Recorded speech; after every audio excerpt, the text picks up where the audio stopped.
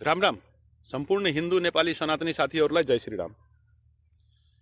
हाम्रो देशको आजको परिस्थिति यी 74 जना नाबालक निर्दोष बाबुहरूको बलिदानी पछि उहाँहरूको आत्माले सरापे छैन होला र त्यसै हाम्रो देशलाई सतीले श्रापेको देश भनेर भनिन्छ के। मैले बात सानैदेखि सुन्दै आएको छु।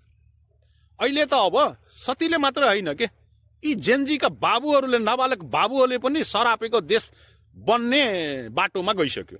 उहाँहरूको आत्माले, त्यो बाबुहरूको आत्माले सरापे छैन होला त। उहाँहरूको आत्माले खालि त्यो नेता अहिले केपी ओली प्रचण्डे शेरे वा मधेसवादी नेतालाई मात्र नसरापेर वा त्यो गोली ठोक्ने त्यो पुलिस प्रशासनलाई मात्र नसरापेर तपाईँ हामी हरेक एक नेपालीलाई सरापेछ होला।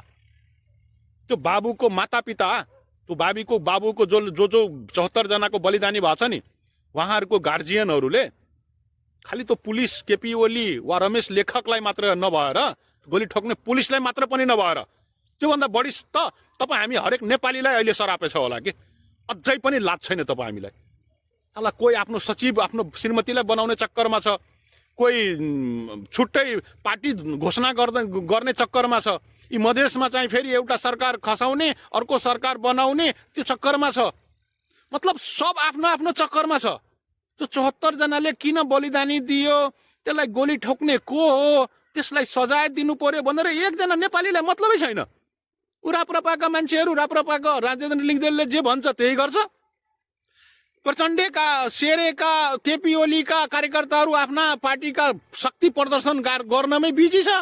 यी सुशीला कार्की के हो त, यो अर्याल, यो अहिलेको सरकार, यो ठिक्क केपी ओली, प्रचण्ड, अदालत, फल्ना चिल्ला सबलाई ठिक्क पार्दैमा व्यस्त छ। बरबरा फाउन्डेसनलाई ठिक्क पार्दैमा, खुसी पार्नलाई मात्र व्यस्त छ। त्यसको चिन्ता कसले गरेछ र अहिले यो 74 जनाको बलिदानी पछि पनि?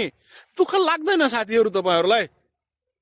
एक सेकेन्ड मलाई लाग्छ बितिरहेको छ नि अहिले, एक सेकेन्ड मूल्यवान छ के। त्यो बाबुहरूको रगतबाट, अहिलेको सेकेन्ड त्यो रगतबाट चलेको छ।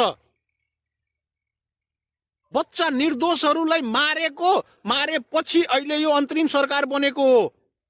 यो सरकारले पनि अहिलेसम्म यत्रो महिना भइसक्यो त्यो दानवहरूलाई सजाय दिलाउन सके छैन। र त्यो सुशीला कार्की त सबैलाई थाहा छ, बरबरा फाउन्डेसनबाट बनाएका यिनीहरू पहिले प्रायोजित प्रधानमन्त्री हो, विदेशीको इसारामा चल्ने। हामी नेपाली के गरेछौँ के? नेपाली आउनु पर्दैन, सडकमा बोल्नु पर्दैन? देश विकास गर्नलाई हो र यसलाई बनाएको प्रधानमन्त्री, कि पहिले त केपी ओलीलाई ठोक्न वा जेलमा कोत्नलाई बनाएको? एकजना नेपालीसँग मतलबै छैन नेपालीलाई।